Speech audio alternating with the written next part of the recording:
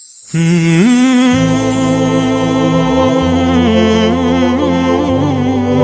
اللہ الرحمن الرحیم والصلاة والسلام علی رسولہ الکریم وعلی آلہ وصحبہ اجمعین۔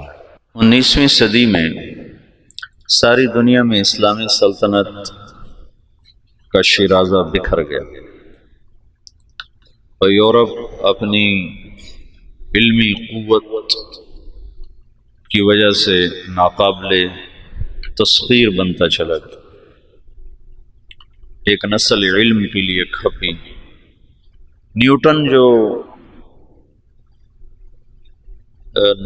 اس کا سائنس کا نبی کہا جاتا ہے، نیوٹن وہ اپنی چارپائی پر ایسے سیدھا پڑا رہتا تھا، کروٹ بدلے بغیر 18 گھنٹے ایسے پڑا۔ میرے ابھی آپریشن میں اس ٹانگ کو ہلانا نہیں تھا تو میں عاجز ہو گیا تھا۔ چند گھنٹے کے بعد میں کہوں سے کوئی حرکت دو، میں عاجز آ گیا۔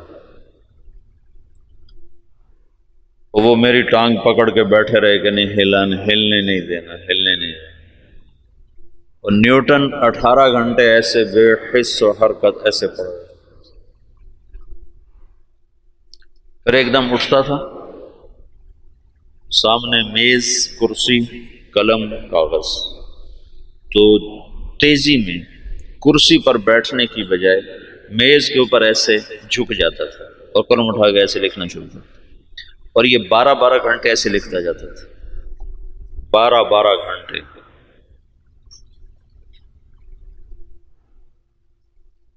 جس دن اس کی شادی تھی تو اس کا دوست اس کے پاس آیا کہ شادی پہ نہیں چلنا، تو اس نے پوچھا کس کی؟ کہا تمہاری؟ کہا میری؟ کب؟ کہا آج۔ کہا مجھے تو یاد ہی کوئی نہیں۔ آئنسٹائن نے بیوی سے کہا کھانا لاؤ، اور خود پڑھنے بیٹھ گیا۔ تو وہ آئی، جب یہ ہیوسٹن میں تھا، ہیوسٹن میں ہی مرا، 1955 میں مرا، تو اس نے کہا میں کھانا رکھ کے جا رہی ہوں۔ انہوں نے کہا ٹھیک ہے۔ اس نے میز پہ ایسے کھانا رکھ دیا، انہوں نے کہا ٹھیک ہے۔ تو اس نے ایسے اٹھا کے کھانا شروع کر دیا اور پڑھنا شروع کر دیا۔ تھوڑی دیر کے بعد اس کی بیگم آئی تو اس نے دیکھا کھانا ویسے پڑا ہوا ہے۔ انہوں نے کہا تم نے کھانا نہیں کھایا؟ کہا میں نے کھا لیا ہے۔ کہا کب کھایا؟ کہا ابھی کھایا۔ کہا دیکھو یہ سارا ویسے ہی پڑا ہے۔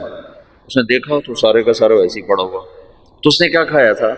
قریب ایک گلدان میں پھول تھے، پھولوں کا گلدستہ، تو وہ ہاتھ ادھر جانے کے بعد ادھر گیا تو وہ پھول ہی کھاتا رہا، کڑوے کسیلے، اور اس سے کوئی احساس نہیں ہوگا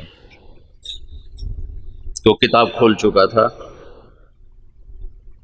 اس طرح اللہ نے ان کو علم دیا۔ اور مسلمان یقیناً زوال کا شکار تھے، بڑھاپا تھا، تو جو خلافت عثمانیہ تھی وہ دم توڑ چکی تھی۔ 1914 میں پہلی جنگ عظیم ہوئی جس میں ترکی نے جرمن کا ساتھ دیا۔ 1918 میں وہ بری طرح شکست پر ختم ہوئی۔ ہندوستان میں انگریز 1857 میں پوری طرح غالب آ گئے۔ رنجیت سنگھ کی حکومت تھی، انہوں نے اس کو نہیں چھیڑا۔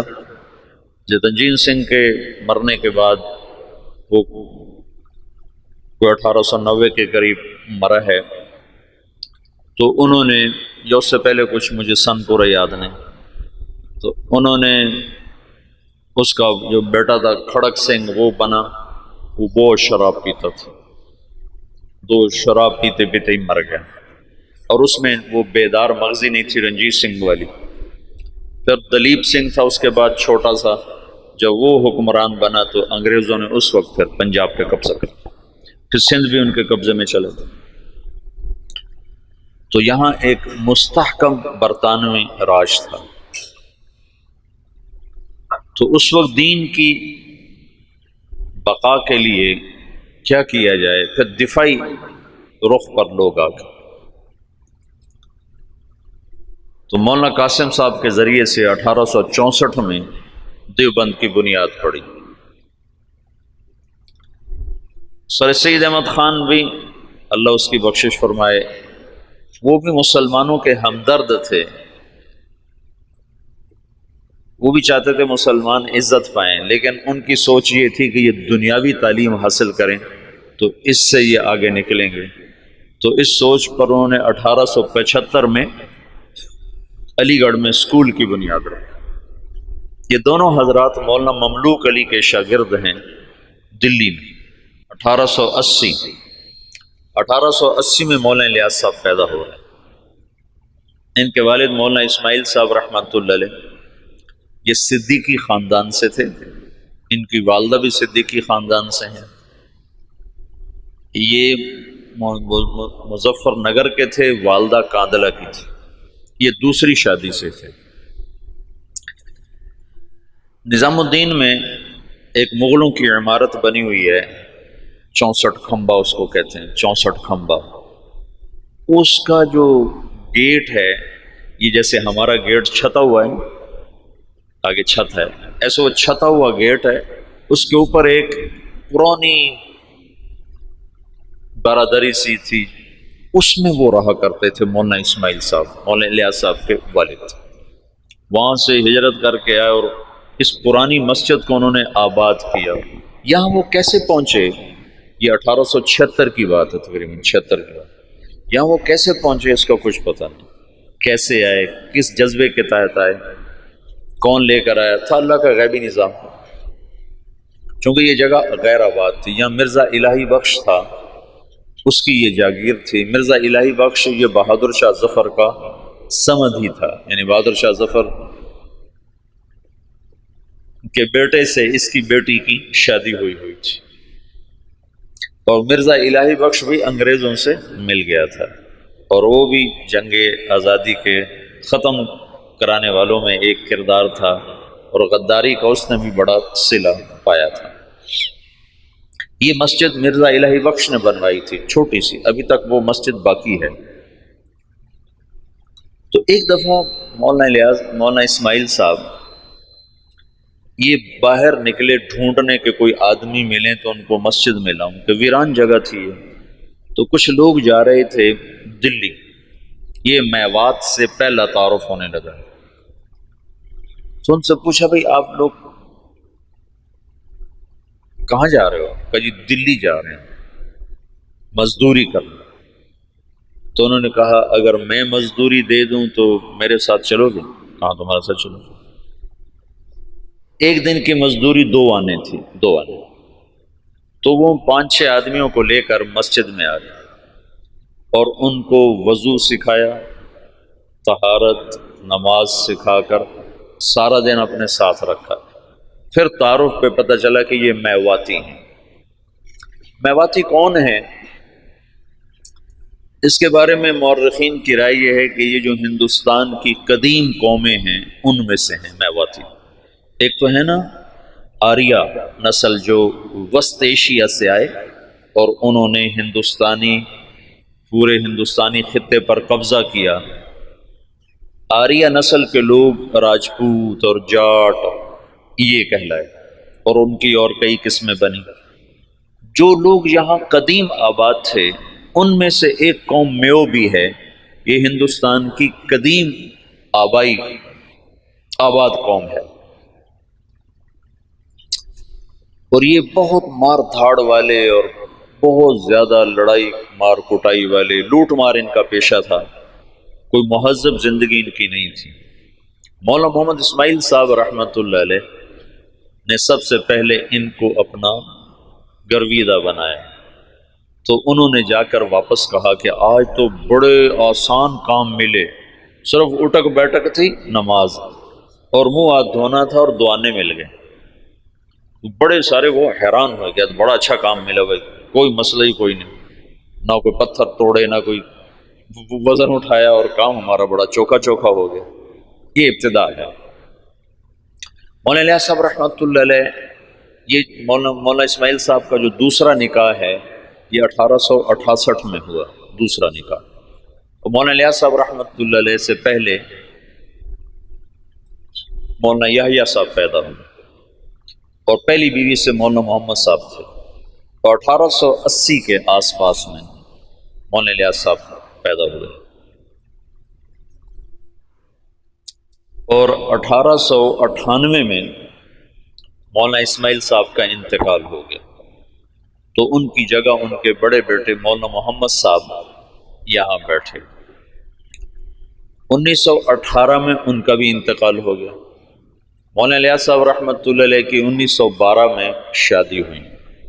1915 میں پہلا حج کیا اپنے شیخ مولانا خلیل احمد کے ساتھ، گنگوہ میں تعلیم حاصل کی۔ 1906 میں مولانا گنگوہی کا انتقال ہوا ہے، تو ان کے ہاں سکریہ دارالعلوم دیوبند میں آ گئے، وہاں تعلیم مکمل فرمائی۔ اور 1912 میں ان کی شادی ہوئی۔ 1915 میں پہلا حج مولانا خلیل احمد صاحب کے ساتھ تشریف لے گا۔ اس وقت یہ سہارنپور میں پڑھاتے تھے، اپنے شیخ کے ساتھ پڑھاتے تھے۔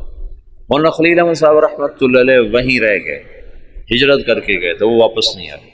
باقی حضرات واپس آئے نہیں، اس وقت نہیں، ساتھ ہی واپس آئے، بعد میں گئے۔ تو 1918 میں مولانا محمد صاحب کا انتقال ہوا، تو مولانا الیاس صاحب رحمۃ اللہ علیہ وہاں تشریف لائے، جنازے میں شرکت فرمائی۔ تو مقامی لوگوں نے، میواتیوں نے کہا کہ اب یہ جگہ خالی ہے تو اس کو آپ آباد کریں۔ تو مولانا نے فرمایا کہ میں اپنے شیخ سے پوچھوں گا۔ تو پھر وہ تشریف لائے سہارنپور اور مولانا خلیل احمد صاحب سے درخواست کی کہ اس طرح لوگ چاہتے ہیں، میں کیا کروں؟ تو انہوں نے یہ فرمایا تم 1 سال کی چھٹی لے کے چلے جاؤ، اگر تمہارا دل لگے تو وہاں رہ جانا، نہ لگے تو پھر واپس آ جانا، مدرسہ سے تمہارا رابطہ نہ ختم ہو، چھٹی لے لو۔ وہ چھٹی کی جو درخواست لکھی تھی نا، وہ پرانے سہارنپور کے مدرسہ میں ابھی بھی محفوظ پڑی ہوئی۔ 1918 میں مولانا الیاس صاحب تشریف لائے نظام الدین۔ ابھی تبلیغ نام کی کوئی شے ان کے ذہن پر کوئی نہیں۔ 1918 میں شدھی کی تحریک چل پڑی۔ شدھی کیا تھی کہ ہندوؤں نے یہ تحریک چلائی کہ مسلمانوں کو ہندو بناؤ، اور بنیاد انہوں نے یہ اٹھائی کہ مسلمان تو باہر سے آئے، ہم تم ایک قوم ہیں، اوپر جا کر ہم سب کے رشتے ایک ہیں۔ تو یہ باہر سے مسلمان کون تھے جنہوں نے آ کر ہمارا مذہب بگاڑ دیا، لہٰذا ہم سب کو ایک ہونا چاہیے۔ یہ تحریک بڑے زور سے چلی، تو مولانا الیاس صاحب رحمۃ اللہ علیہ اس پر بڑے پریشان ہوئے کہ اس کا میں کیا حل کروں۔ تو انہوں نے جاتے ہی میوات میں مدارس کی بہتات، چھوٹے چھوٹے مکتب، اور اس میں اپنا سب کچھ لگایا، بیوی کا زیور بھی لگا دیا، سینکڑوں چھوٹے چھوٹے مکتب میوات میں کھولے۔ ایک دفعہ میوات میں گئے ہوئے تھے مریدوں کے پاس، تو ایک نوجوان آیا، ہاتھ میں کڑا، بڑی بڑی مونچھیں، داڑھی صاف۔ کسی نے کہا یہ آپ کے مدرسے سے فارغ التحصیل حافظ قرآن ہے۔ کہنے کہ حافظ، اس کا یہ حلیہ کیوں ہے؟ کہ یہ ماحول کی وجہ سے۔ تو یہ پہلی چوٹ لگی اور دل میں خیال آیا، جب تک تمام طبقات میں دین نہیں آتا تو چند طبقوں میں دین کا لانا یا چند طبقات میں دین کا آنا یہ نہ کافی ہے، نہ یہ ذریعہ نجات ہے، پوری امت کا مسئلہ ہے۔ تو مدرسوں سے ایک دم دل بجھ گیا، دل ہٹ گیا، بند نہیں کیے لیکن طبیعت بند ہو گئی، دل ہٹ گیا۔ اور واعظین اس زمانے میں شدھی کی تحریک کے ٹکر میں علماء نے وعاظ کو بھیجنا شروع کیا تھا کہ مختلف شہروں میں جا کر، دیہاتوں میں جا کر تبلیغ کرو۔ تو مولانا الیاس صاحب نے بھی اپنے واعظ بھیجنے شروع کی، لیکن وہ جاتے تھے جہاں تک سڑک ہوتی تھی، جہاں سڑک نہیں ہوتی تھی وہاں نہیں جاتے تھے، یا جہاں کوئی آسائش نہیں ہوتی تھی وہاں نہیں جاتے تھے۔ پھر طبیعت اس سے بھی ہٹ گئی، پھر خانقاہی سلسلہ شروع کیا، اور نظام الدین میں بیعت کا سلسلہ، اس سے پہلے بیعت نہیں فرماتے تھے، پھر بیعت کا سلسلہ شروع۔ تو بہت جلدی مریدوں میں ترقی ہونے لگی، اور مریدوں کا اضافہ بھی، اور مریدوں کے تزکیہ کے حالات بھی بڑے اچھے۔ لیکن کچھ عرصے کے بعد خیال آیا کہ کتنے لوگ میرے مرید ہو جائیں گے، لاکھ 2 لاکھ، تو عامت الناس کا کیا کروں؟ ابھی اللہ تعالیٰ فطرت خود ہی کرتی ہے لالے کی حنا بندی، پھول کو سرخی کوئی نہیں پہناتا، اللہ ہی اسے سرخ کرتا ہے۔ تو طبیعت ہٹتی گئی، مدرسوں سے ہٹ گئی، خانقاہ سے ہٹ گئی کہ خانقاہ بھی ایک جزئی کام ہے، مدرسہ بھی ایک جزئی کام ہے، اور واعظ تقریر بھی ایک، پیسے دو تو جاتے ہیں، پیسے نہ دو تو جاتے نہیں۔ تو بے قراری بڑھتی گئی اور کوئی حل نظر نہیں آیا۔ تو 1926 میں، اس سے قبل مولانا خلیل صاحب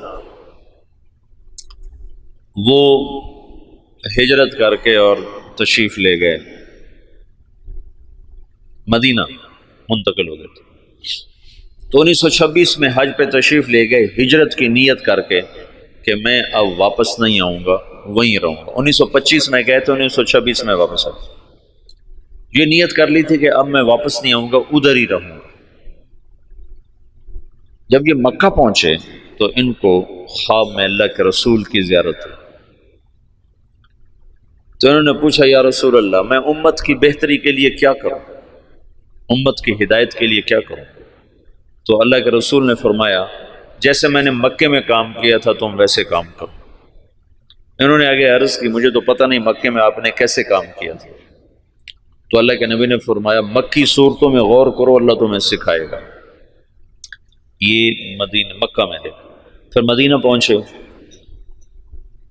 تو وہاں پھر اللہ کے رسول کی ضرورت، تو آپ نے ارشاد فرمایا اللہ تم سے کام لے گا، تم واپس جاؤ، واپس اور میرے پاس آؤ۔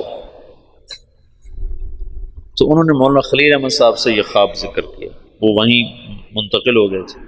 انہوں نے حضرت مدنی رحمت اللہ علیہ کو، مدنی کیوں کہتے ہیں حسین احمد مدنی، یہ اپنے والد، ان کے والد اپنے پورے خاندان سمیت مدینہ ہجرت کر گئے تھے، پھر ان کا سارا خاندان مدینے میں آباد رہا، یہ بھی مدینہ میں رہے، پھر ہندوستان کے حالات کو دیکھ کر دوبارہ واپس آ گئے تھے، اور یہ کہا تھا کہ میں مسلمانوں کو تنہا نہیں چھوڑ سکتا، میں مدینے میں رہوں اور مسلمان مشقت میں ہوں۔ تو مدینے کا قیام قربان کیا تھا اور واپس تشریف لے آئے ہندوستان، یہاں اللہ نے ان سے بہت بڑا کام لیا، تو اس لیے ان کو مدنی کہتے ہیں۔ تو ان کے بھائی تھے سید احمد، وہ وہاں پہلے انہوں نے اتنا فقر دیکھا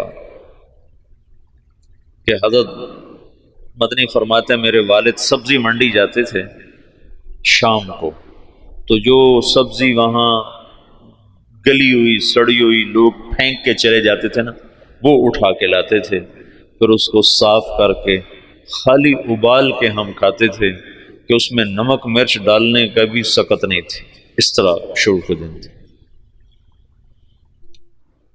لیکن سید احمد کو اللہ نے صلاحیتیں دیں، انہوں نے شاہ عبدالعزیز سے پتہ نہیں کیسے تعلق بنایا، وہ الگ داستان ہے۔ ان کے بیٹے سید حبیب نے اس سے بھی آگے، اب ان کی نسل وہاں اربوں پتی، بڑے بڑے ان کے محل ہیں، یہ تمہارے حسنین کو 4 گنا کریں تو تب ان کا محل بنتا ہے، اس سے بھی 4 گنا بڑی 4 دیواری ہے جس میں وہ رہ رہے ہیں، احد کے قریب ان کے محلات ہیں۔ تو انہوں نے سید احمد سے ذکر کیا، تو انہوں نے جو مسجد نبوی کے اس وقت منتظم تھے ناظم اعلیٰ، ان سے ذکر کیا، تو انہوں نے عشاء کے بعد جب مسجد بند کر دی تو مولانا الیاس صاحب کو بلا کر جالی کا دروازہ کھول کے اندر بھیج دی، تو اندر جالی اور روزے کے درمیان کوئی چاروں طرف دیوار ہے، دروازہ کوئی نہیں، یہ نور الدین زنگی نے اس کو چاروں طرف سے بند کروایا تھا اور نیچے سیسا پگھلا کے ڈالا تھا۔ جب وہ کچھ لوگ آ کر لاش نکالنے کا منصوبہ لے کر آئے تھے، 3 راتیں وہاں سوئے، 3 راتوں میں سارے کام کی یہ تو خود تو عقل سے تو آ نہیں سکتا، سارے کام کو سکھایا گیا، بتایا گیا، اور پھر یہ کہا گیا ہندوستان جاؤ اور جا کر عوام الناس میں کام کرو، علماء میں نہیں، ورنہ وہ مخالفت کریں گے، تو پھر یہ وہاں سے واپس تشریف لائے، 1926 میں پہنچے ہیں اور پہلے علماء کو جمع کیا اور ان کے سامنے یہ بات رکھی کہ میں یوں کام کرنا چاہتا ہوں، تو کسی ایک نے بھی موافقت نہیں کی سوائے مولانا مدنی صاحب اور مفتی کفایت اللہ صاحب رحمۃ اللہ علیہ۔ ان دو حضرات نے بات کو لیا اور سمجھا اور کہا کہ ہاں یہ تو دعوت والا کام ہے، لیکن یہ کرے گا کون؟ کہا یہ تو اللہ کرے گا، میرے ذمہ جہد ہے۔ پھر وہ بندہ فنا فی تبلیغ ہو گیا ہے اور دیوانگی چھا گئی، دیوانگی۔ ایک دفعہ بیان کر رہے تھے، گرمیوں کے دن تھے، صحن میں 11 بج گئے، 11 فجر کے بعد شروع ہوئے، گرمیوں میں 11 بج گئے۔ تو ایک مواتی کھڑا کر کے لگا، او بھائی نام دے دو ورنہ یہ مر جائے گا، بیچارہ مر جائے گا، نام دے دو۔ ایسی دیوانگی چھا گئی تھی اور کوئی شکل نہیں، کوئی جانتا نہیں، اور آگے سامنے میواتی ہیں جن کو دین کی خبر ہی کوئی نہیں، کلمہ نماز کا نہیں پتا، تو دعوت کیسے دیں گے؟ 10 برس کی محنت کے بعد ایک جماعت چلے کی تیار ہے، 10 سال کے بعد۔ تو ان کو ہدایات دی، پھر ان کو روانہ کرتے کرتے 5 میل ان کے ساتھ پیدل چلتے گئے، پیدل چلتے گئے۔ مولانا سعید خان صاحب سے یہ بات میں نے بہت دفعہ سنا۔ جب ان کو رخصت کرنے لگے تو کہنے لگے کہاں جا رہے ہو؟ ان کا جی دلی جا رہے ہیں۔ کہنے لگے نہیں، لندن پہ چوٹ پڑ گئی، امریکہ پہ چوٹ پڑ گئی، ساری دنیا میں ہدایت کا فیصلہ ہو گیا۔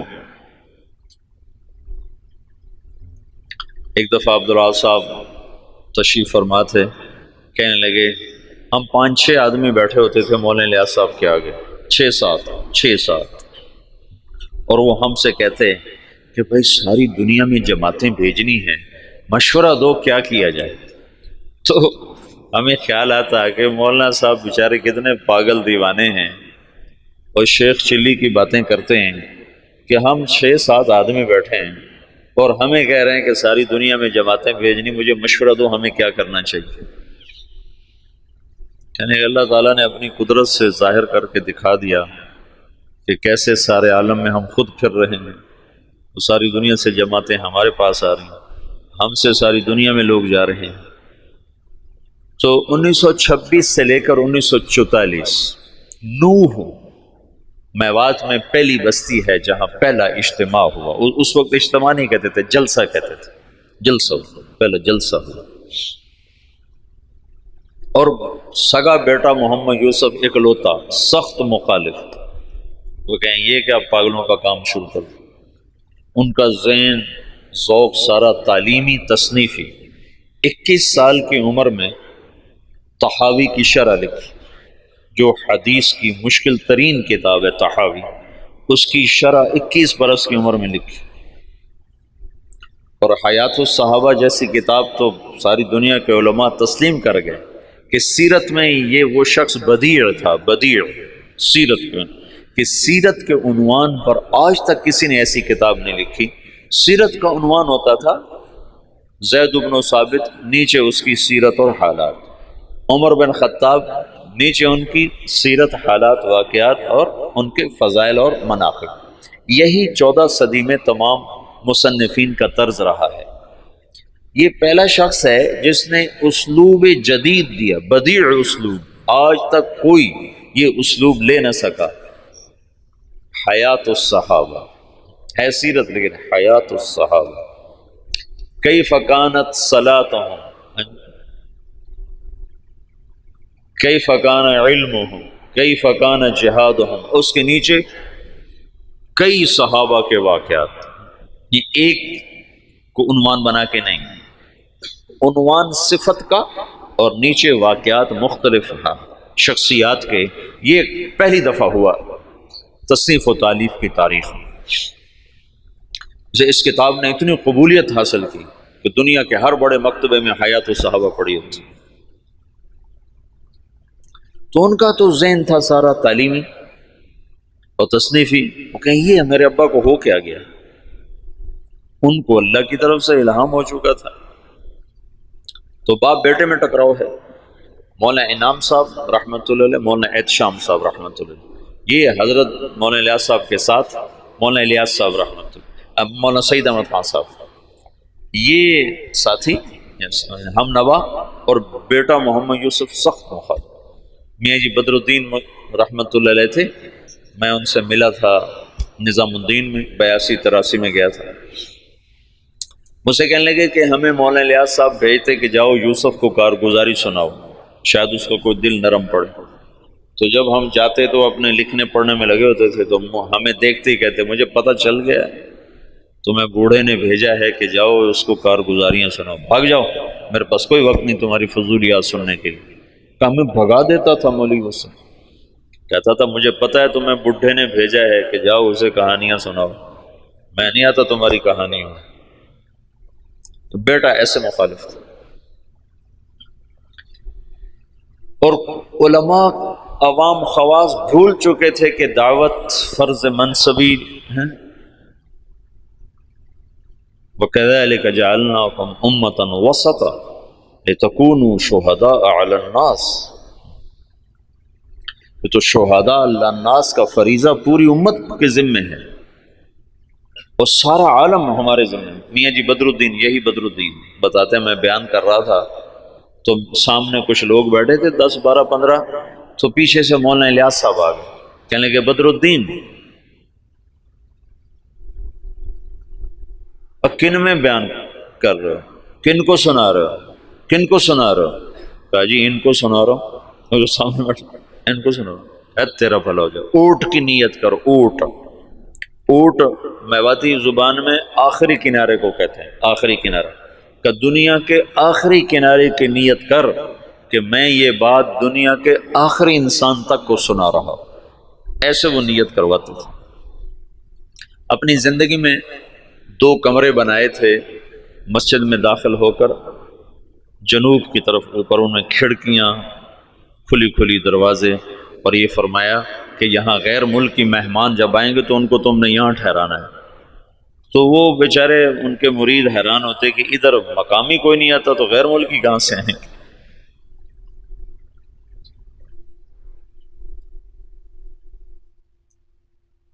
میاں جی دین محمد تھے جو حضرت مولانا الیاس صاحب کے ابتدائی خدام میں تھے، اور جو جماعت مولانا الیاس صاحب نے حضرت تھانوی کے خانقاہ تھانہ بھون بھیجی تھی، اس میں وہ اس جماعت میں ان کی تشکیل تھی۔ وہ کہتے ہیں، ایک دفعہ مجھ سے کہنے لگے کہ مولوی صاحب ہمیں حضرت جی کہتا تھا تم امریکہ جاؤ گے، امریکہ۔ تو ہم تو اتنے سیدھے سادے دیہاتی تھے کہ ہم یوں سمجھتے تھے امریکہ دلی سے آگے کسی شہر کا نام ہے، دلی سے آگے کسی شہر کا نام ہے جو ہمیں کہتا ہے کہ تم امریکہ جاؤ گے۔ یہ تو ہمیں بعد میں پتہ چلا وہ تو دنیا ہی اور ہے جہاں وہ کہتا تو تم جاؤ گے۔ تو جہاز کچھ نہ کچھ اس زمانے میں چل گئے تھے، تو کبھی اوپر سے کوئی جہاز گزرتا تو اس کو میواتی میں کہتے تھے اڑن کھٹولا۔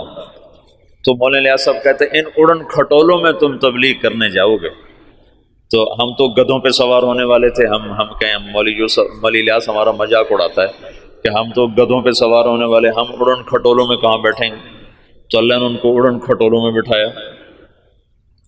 تو ابتدائی ادھر 1926 میں 1918 میں مولانا الیاس صاحب آ کر بیٹھے ہیں نظام الدین، اور 1918 میں برطانوی فوجیں مشرق وسطیٰ میں داخل ہوئی ہیں، اور 1919 میں شام فتح ہوا ہے۔ فرانسیسی فوجوں نے شام کو فتح کیا، اور شام کو 3 حصوں میں تقسیم کر دیا۔ ایک کا نام سوریہ رکھا، ایک کا نام لبنان رکھا، اور ایک کا نام اردن کر دیا، اور شام کو 3 حصوں میں تقسیم کر دیا۔ اور 1926 میں اسرائیل کو بنانے کا منصوبہ مکمل ہو گیا کہ اسرائیل بنایا جائے۔ ادھر 1926 میں دعوت کا کام چلا جس کا آخری سرا مہدی سے جا کے ملتا ہے، اور ادھر 1926 میں یہودیت کا کام چلا جس کا آخری سرا دجال کے ساتھ جا کر ملتا ہے۔ یہ آپس میں یہ تانے بانے میرے اپنے بنائے ہوئے ہیں، میں سنے نہیں ہیں، لیکن جو کچھ پڑھا ہے اس کے مطابق میں ایک ترتیب ذہن میں آئی کہ ادھر دعوت کا کام بھی ہدایت پر ختم ہوگا۔ 1964 میں پہلی جماعت گئی یوگنڈا، 1964، 4 آدمی، اس میں ایک ابھی بھی زندہ ہیں، عبدالرشید صورتی صاحب جو کراچی کے امیر ہیں۔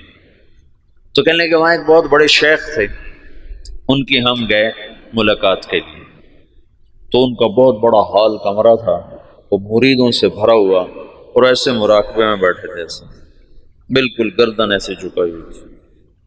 ہم 4 آدمی کمرے میں داخل ہوئے، اور یہ پہلی جماعت ہے، آج تک کوئی کسی کو پتہ ہی نہیں کہ تبلیغی جماعت پاکستان میں کوئی نہیں جانتا تھا 1964 میں، باہر کون جانتا، اور یوگنڈا۔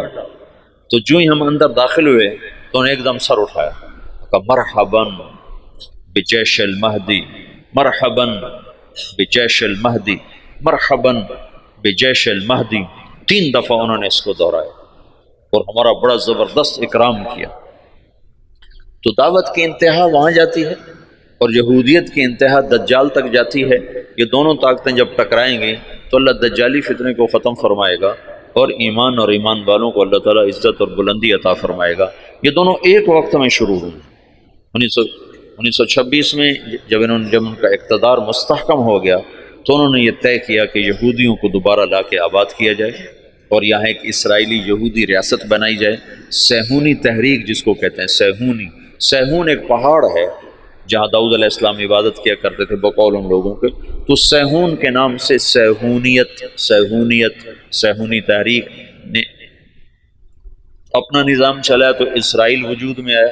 اس کا آخری سرا دجال کے ساتھ ملتا ہے، لد، باب و لد جو ان کا سب سے بڑا اڈا ہے جہاں دجال قتل ہوگا۔ تو اللہ تعالیٰ نے مولانا الیاس صاحب رحمۃ اللہ علیہ سے دعوت کو اس وقت اٹھایا جب دعوت کے نام کو جاننے والے علماء بھی نہیں تھے، وہ بھی اسے اوپرا سمجھتے تھے، اور ان کے ہاں بھی اس پر انکار شدید تھا، لیکن اس بندے کے گشتوں نے آہستہ آہستہ آہستہ آہستہ فضا کو ہموار کرنا شروع کیا۔ پھر مولانا الیاس صاحب نے بڑے بڑے علماء کو بلایا کہ اب آپ کے میوات کا دورہ کرو، تو انہوں نے میوات میں دیکھا زندگی کو بدلا ہوا، حالات کو پلٹا کھایا ہوا، تو کچھ اعتراف زبانوں پہ آنے لگا۔ 1944 میں جب دنیا سے جا رہے تھے تو میوات میں صرف میوات میں بہت اچھی فضا کام کی پیدا ہو چکی تھی، اور کچھ دہلی شہر میں۔ عبداللہ صاحب مولانا الیاس صاحب کی وفات سے 6 مہینے پہلے پہنچے ہیں نظام الدین، پھر اس کے بعد تبلیغ کے ہو کے رہ گئے، پھر ساری زندگی اور کوئی کام نہیں۔ مولانا الیاس صاحب کے اس وقت 6 ماہ باقی تھے، اور اس وقت وہ شدید بیمار تھے۔ جب عبداللہ صاحب کو پتہ چلا، یہ وہاں دلی میں نوکری کرتے تھے، ان کو پتہ چلا کہ نظام الدین میں کوئی بزرگ ہیں جو لوگوں کو نمازی بناتے ہیں۔ اس وقت یہ شروع میں ہم نے بھی ایسے ہی سنا کہ ایک تبلیغی جماعت ہے جو لوگوں کو نمازی بناتی ہے۔ تبلیغ کی گہرائی تو کیا زبردست چیز ہے۔ تو کہنے لگے میں دیکھنے گیا کہ بھائی وہ کیسے نمازی بناتے ہیں، تو بس وہ جو پہلی دفعہ گئے تو وہیں کے ہو کے رہے۔ مولانا سعید خان صاحب کو 4 سال کی صحبت نصیب ہے، مولانا الیاس صاحب کی صحبت میں 4 برس رہے، مسلسل 4 برس گزارے۔ مولانا عبید اللہ صاحب رحمۃ اللہ علیہ وہ تو بہت پہلے فوت ہو گئے تھے، 1989 میں فوت ہو گئے تھے، تو ان کو بھی کافی لمبا عرصہ مولانا الیاس صاحب کی صحبت نصیب رہی۔ بیٹے مخالف تھے، تو 1944 میں جب مولانا الیاس صاحب کا انتقال ہونے لگا ہے تو انہوں نے مولوی یوسف صاحب کو بلا کر کہا بیٹا آجا مل لے میں جا رہا۔ وہ جو سینے سے لگایا اس میں نسبت اللہ نے منتقل فرما دی، اور مولانا یوسف صاحب نے فرمایا اپنے باپ کے مرنے سے 1 دن پہلے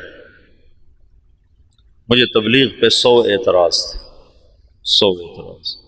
باپ کے مرنے کے بعد اللہ نے تبلیغ کا کام کھولا۔ مولانا الیاس صاحب تبلیغ کے کام کو اجمالی طور پر چھوڑ گئے تھے، مولانا یوسف صاحب نے اس کو کھولنا شروع کیا۔ دن میں 18 گھنٹے بولنے والا آدمی تھا، سوائے سونا اور نماز اور لکھنا، ان 3 اوقات کے علاوہ وہ شخص کی زبان بند نہیں ہوئی، مسلسل جیسے اللہ بلوا رہا تھا۔ بھرپور جوانی میں چلے گئے، 48 برس کی عمر میں انتقال فرمایا۔ 27 سال کی عمر میں امیر بنے، بالکل نوجوان بلکہ بچے۔ اور مولانا سعید خان صاحب رحمۃ اللہ فرمانے لگے مولوی یوسف ہمارے ساتھ اٹھتا بیٹھتا کھیلتا تھا، لیکن جب وہ امیر بنا تو آہستہ آہستہ اس کا روب ہمارے اوپر چھاتا چلا اور اپنی جہد اور قربانی سے ان کی ہیبت ہمارے دلوں پہ قائم ہو گئی۔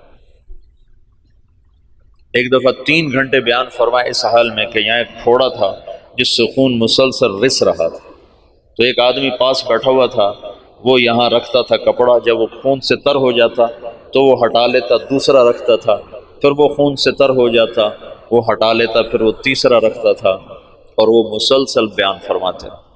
باپ والی کیفیت منتقل ہو گئی کہ مولانا الیاس صاحب کے یہاں پھوڑا نکل آیا، اس کو کٹ دینا تھا، کٹ دینے میں تکلیف ہونی تھی، تو مشورہ کر رہے تھے کہ اس کو کریں کیسے۔ تو مولانا الیاس صاحب کو پتہ چلا تو انہوں نے فرمایا ایسا کرو کچھ میواتی میرے آگے بٹھا دو، پھر جو مرضی مجھ سے کر لیں۔ تو انہوں نے کچھ میواتی آگے بٹھائے، مولانا الیاس صاحب نے بیان کرنا شروع کر دیا اور ہاتھ یوں کر دیا، تو انہوں نے سارے ہاتھ کو کھرچ کھرچ کے صاف کیا، لیکن ان کا ہاتھ ایسے بھی نہیں ہوئے، وہ یوں بھی نہیں ہوئے۔ اس قدر انہماک اور فنائیت اللہ نے عطا فرما دی باپ بیٹا کو کہ اللہ نے ایک چیز کو وجود دینا تھا، ایک مدت ہوئی تھی عوام اور خواص کے ذہن سے نکل گیا تھا، اور بس صرف اسلام کو ایک ہی شکل میں دیکھتے تھے کہ حکومت آئے گی تو اسلام آئے گا، حکومت آئے گی تو اسلام آئے گا، طاقت ہاتھ میں ہوگی تو اسلام آئے گا، ورنہ اسلام آ ہی نہیں سکتا۔ اور انقلاب کا مطلب صرف حکومت کی تبدیلی کو لے لیا تھا۔ بعض الفاظ ایسے ہیں جو اپنے اصل معنی سے نکل کر مجاز میں اتنے استعمال ہوئے ہیں کہ اصل معنی ویسے ہی ختم ہو کے رہ گیا۔ ان میں سے ایک انقلاب بھی ہے۔ انقلاب تو قلب سے ہے، قلب پر الف نون لگ کر باب انفعال بنا ہے۔ انقلاب ہے پلٹ جانا، دل کا پلٹ جانا۔ جب قلب سے ہے تو ادھر زیادہ جوڑ ہونا چاہیے، لیکن پھر کثرت استعمال ہوا انقلاب کا حکومت کے بدلنے پر، حالات کے انقلاب آ گیا، حکومت بدل گئی، انقلاب آ گیا، پیپل پارٹی آ گئی، انقلاب آ گیا، نون لیگ آ گئی، انقلاب آ گیا، قاف لیگ آ گئی۔ تو انقلاب جیسے برباد، وہ تو برباد ہو گیا۔ برباد، برباد کا کیا مطلب ہے؟ برباد کا مطلب ملتا ہے جس کا نقصان ہو جائے وہ تو برباد ہو، جس کا کوئی بہت بڑا حادثہ ہو جائے وہ تو برباد ہو گیا، جس کا کاروبار بیٹھ جائے وہ تو برباد ہو گیا۔ حالانکہ برباد یہ مرکب ہے، فارسی کا لفظ ہے، مرکب ہے۔ برباد، بر باد، بر الگ ہے، باد الگ ہے۔ بر کہتے ہیں اوپر اور باد کہتے ہیں ہوا کو، تو بر باد کا مطلب ہے ہوا کے اوپر۔ یہ مطلب تمہیں معلوم تھا پہلے کبھی؟ یہ اپنے اصل مطلب میں کبھی استعمال ہی نہیں ہوا۔ بر باد، جس کی دکان بیٹھ جائے وہ ہوا میں اڑ رہا ہوتا ہے۔ یہ تو ایک تعبیر ہے کہ جیسے پتا ٹوٹتا ہے نا، پتا ٹوٹتا ہے پھر وہ ہوا کے رحم و کرم پر ہو جاتا ہے، اس کی کوئی منزل نہیں رہ جاتی نا۔ ہوا کے جھونکے جدھر لے جائیں وہ ادھر کو اس کی سمت ہو جاتی ہے۔ ایسی جو کسی نقصان میں حالات کی جکڑ میں آتا ہے تو اس کو کوئی رہ نہیں جاتا، اپنے بھی آنکھیں پھیر جاتے ہیں، خون بھی سفید ہو جاتے ہیں، تو وہ ایسے ہو جاتا ہے جیسے ہوا کے دوش پر کہ کوئی اس کا پرسان حال کوئی نہیں۔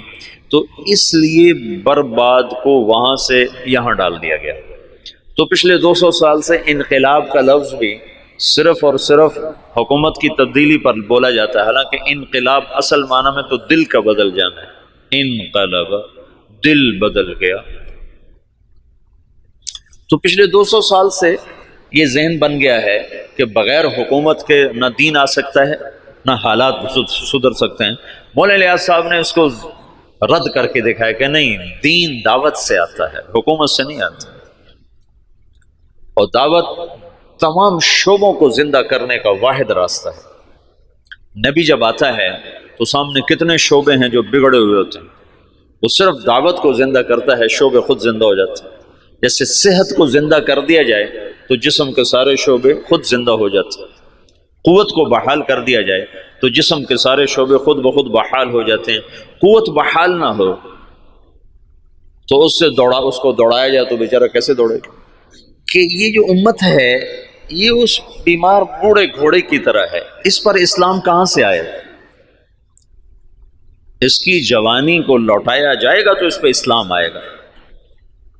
حکومت اسلام نہیں لا سکتی، ناممکن ہے۔ زیادہ زیادہ نماز پہ دکانیں بند کرا دے گی، تو کوئی بے وضو پڑھ لے تو پھر کیا کرو؟ میرے اپنے اسکول کا واقعہ نہیں تو میں سناتا ہوں، جب میں سنٹر ماڈل اسکول میں تھا تو خود میں نے بے وضو نمازیں پڑھی۔ طالب صاحب، سردیوں کا زمانہ، وضو کیڑا کرے، اللہ اکبر، طالب صاحب کی نماز، تو وہ عشاء کی نماز ہو رہی تھی اور میرے برابر میں اس کا بستر تھا، جاوید نذیر اس لڑکے کا نام تھا، یہ مرید کے اچھے زمیندار گھر کا تھا۔ تو اس میرے پاس آ کر کھڑا ہوا اور اس نے آ کر 4 رکعت نماز عشاء کی نیت باندھی، 4 رکعت نماز عشاء واسطے طالب حسین دے، اللہ اکبر۔ حکومت ایسا اسلام لائے گی واسطے طالب حسین دے، جو ایسی نماز پڑھے گا وہ تو کافر ہو جائے گا، نہ پڑھے تو اس سے تو کافر نہیں ہوتا نا، لیکن اگر ایسا کرے گا تو اسلام سے نکل جائے گا۔ قوت کبھی، اس لیے تو کبھی نبی کو طاقت دے کے نہیں بھیجا گیا، بعد میں طاقت آئی جو اللہ کے نبی کو حاصل ہوئی بعد میں ہوئی، پہلے تو فقیر بن کے کھڑے ہوئے کہ نہ کوئی مال کے لالچ میں کلمہ پڑھے، نہ کوئی تلوار کے خوف سے کلمہ پڑھے، صرف اللہ کے تاثر سے کلمہ دل میں اترے۔ تو چونکہ اسلام نے ایک عروج دیکھا تھا، تو جو ہمارے قائدین تھے وہ اس عروج کو تصور میں لے کر اعادہ عروج کی جہد کرتے رہے، وہ جو ذوف اسلام تھا اس کو دور کرنے کی کوشش ہی نہیں کی کہ انگریز کیوں آیا۔ مولانا حفظ الرحمان صاحب آئے سیوہاروی، یہ میاں جی دین محمد پاس بیٹھے ہوئے، مولانا الیاس صاحب اور مولانا حفظ الرحمان آئے، حضرت دعا کریں انگریز نکل جائے، مولانا الیاس صاحب چپ بیٹھے رہے، حضرت دعا کریں انگریز نکل جائے، چپ بیٹھے رہے، حضرت دعا کریں انگریز نکل جائے۔ تو مولانا الیاس صاحب ایک دم جوش میں آئے، کہ کوئی لوگ تیار کر لیے ہیں جو انگریزوں کے بعد حکومت کو سنبھالیں گے، کوئی لوگ تیار کر لیے ہیں، وہ کہ چپ، کہ جو انگریزوں کے بعد آئیں گے وہ ان سے برے ہوں گے کہ انگریز ہمارے بزرگوں کے گناہ کی سزا میں آئے، اور جو موجود آئیں گے ہمارے گناہوں کی سزا میں آئیں گے، اور مجمع کو تیار کیے بغیر کام نہیں چلتا ہے۔ تو انگریز تو چلا گیا، لیکن جتنا اسلام پاکستان میں ذبح ہوا، مدنی فرمایا کرتے تھے ہندوستان میں مسلمان ذبح ہوں گے اور پاکستان میں اسلام ذبح ہوگا۔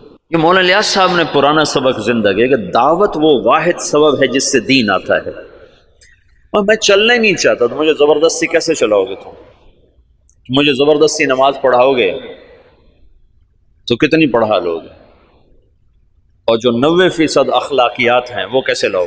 ماں کی خدمت کیسے کرواؤ؟ باپ کے آگے چپ رہنا کیسے سکھاؤ؟ بیوی سے حسن سلوک کیسے سکھاؤ؟ وفاداری کیسے سکھاؤ گے؟ رات کو اللہ کے سامنے رونا کہاں سے لاؤ گے؟ جب تم زانی کو کوڑے مارو گے، شادی شدہ کو سنسار کرو گے اور بازار بند کرا دو گے، ٹھیک ہے ہو گئے بند، لیکن نماز کس کو پڑھاؤ گے؟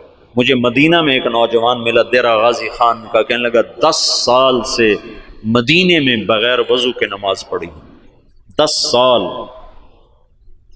کہ یہ تو میں تمہاری کیسٹیں سنی تو مجھے ہدایت ملی ہے، تو میری بخشش ہو جائے گی؟ میری بخشش ہو جائے گی؟ تو 10 سال مدینے میں بغیر وضو کے نماز پڑھی۔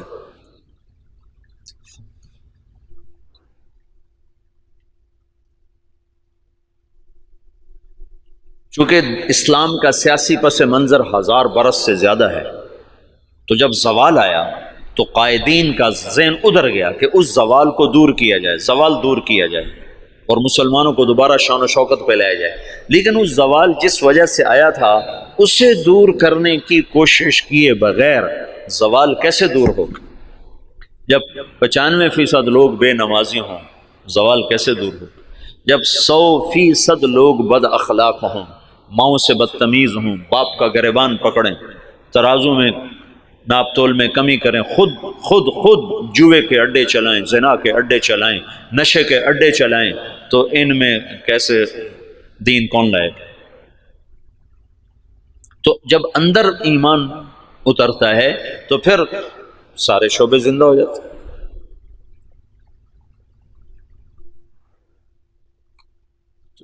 مولانا الیاس صاحب کے ذریعے سے پرانا سبق زندہ ہوا کہ دعوت وہ سبب ہے جس کے ذریعے سے اللہ نے ہر دور کے باطل کو توڑا، ہر دور کے باطل کو توڑا۔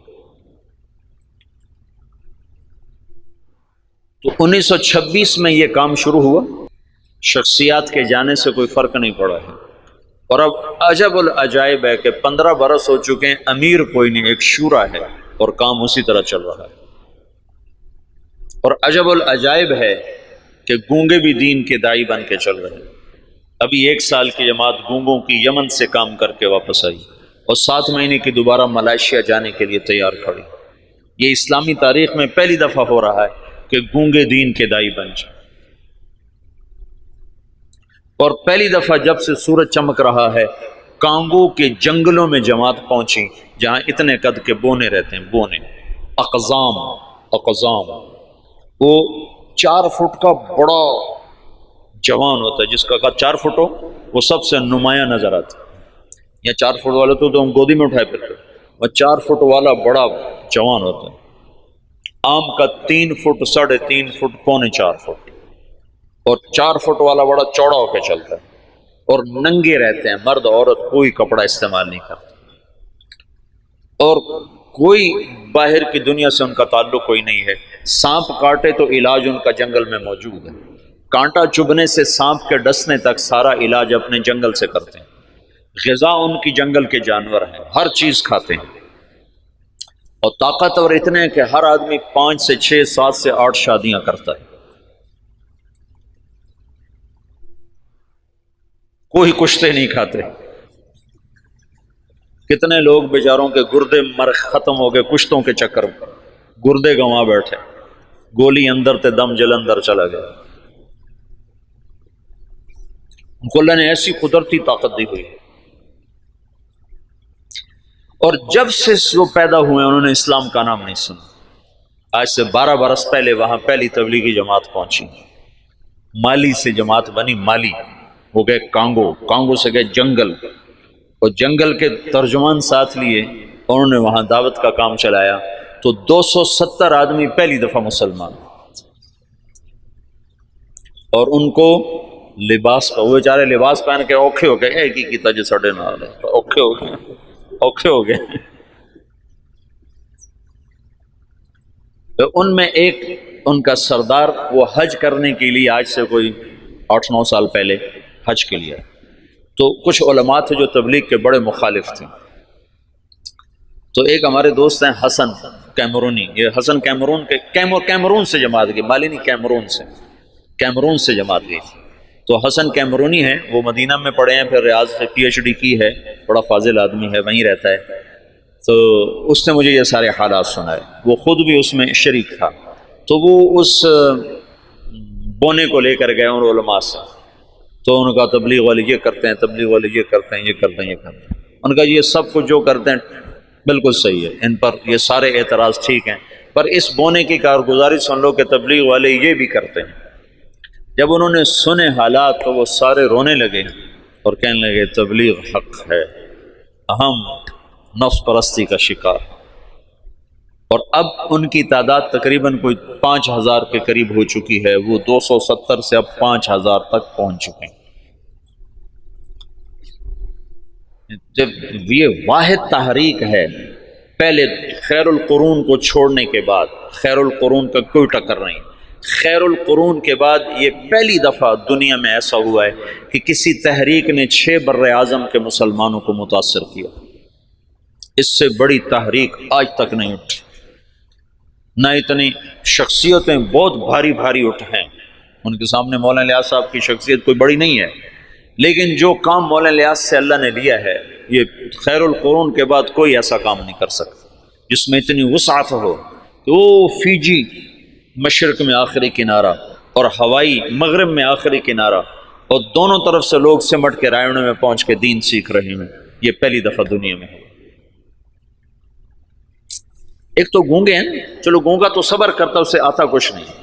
مجھے کتنے لوگ ملے افریقہ سے آئے 4 مہینے لگا رہے ہیں، اور ایک وہاں سے آیا ارجنٹائن سے 4 مہینے لگا رہا تھا، وہ اسپینش جانتا تھا، اور وہ ہمارے پاس کوئی ترجمان نہیں تھا اسپینش زبان کا، پورے 4 مہینے بغیر ترجمان کے گزار کے چلا گیا۔ تم 4 دن گزار کے دکھا دو مولوی صاحبان، 5ویں دن تم نظر نہیں آؤ۔ 4 مہینے ایک لفظ نہیں سمجھا۔ میں نے ایک سے پوچھا، میں نے کہا تمہیں کیا فائدہ ہوتا ہے، تم سمجھ تو کچھ آتا نہیں؟ تو اس نے کہا ادھر اثر ہوتا ہے، ادھر اثر ہوتا ہے۔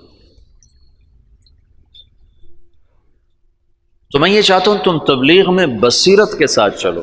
میں یہ چاہتا ہوں تبلیغ کی عظمت تمہارے دل میں ہو۔ تھوڑی سی زندگی ہے، پتہ نہیں کب شام ہو جائے۔ میں تو موت کا ایک جھٹکا کھا چکا ہوں، دیکھ چکا ہوں کہ کتنی ناپائیدار زندگی ہے اور کتنی بے ثبات یہ دنیا ہے اور کتنا دھوکے کا یہ جہان ہے کہ پتہ بھی نہیں چلتا اور وہ گئے۔ تو تھوڑی زندگی میں وہ کام کرو جس کا نفع تمہیں زیادہ ملے، جس کی واپسی تمہیں زیادہ ملے۔ تو تبلیغ کے سوا اس وقت کوئی میدان عمل میں ایسا عمل نہیں جس میں لگنے سے تم سارے عالم پر اثر انداز ہو جاؤ، ساری دنیا کے انسانوں تک تمہاری محنت کا اثر پہنچا۔ جبوتی جیسے غریب ملک میں آگے بھی اس سے بھی غریب علاقہ تھا تجرو، جہاں کشتی ڈوبی تھی، اس جنگل میں اجتماع ہوا، 3-4 ہزار کا مجمع جنگل میں جمع تھا۔ یا کتنے بڑے بڑے اشتہار لگتے ہیں، 300-400 سے زیادہ آدمی اکٹھا نہیں ہوتے۔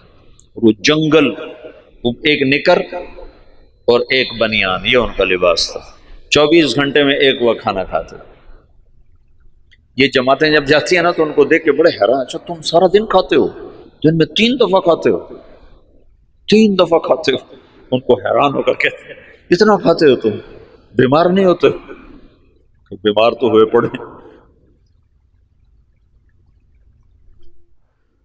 غربت انتہا درجہ۔ میں ایسے ساحل سمندر پر تھا، میں ایسے گیا دیکھنے تو سب کے وہ عصر کے بعد چائے پی رہے ہیں، چائے تو دیکھا وہ کالا کاوا پانی والا بغیر دودھ کے، ٹوٹی ہوئی پیالیاں، ٹوٹی ہوئی پرچیں، یہ ان کی بڑی عیاشی تھی کہ وہ سمندر کے کنارے چائے پی رہے تھے۔ نکر بنیان یہ ان کا لباس۔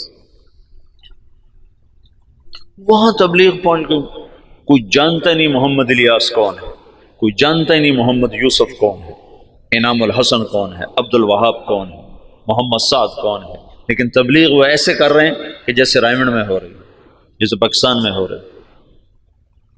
خود جبوتی والے ان کی زبان نہیں سمجھتے، وہ اور زبان، پہاڑ کی کوئی جنگلی زبان بولتے۔ تو تبلیغ کے معجزات اب نظر آتے ہیں، نظر، یعنی تبلیغ کی کرامت وہ نہیں جو چھپی ہوئی نظر آتی ہے۔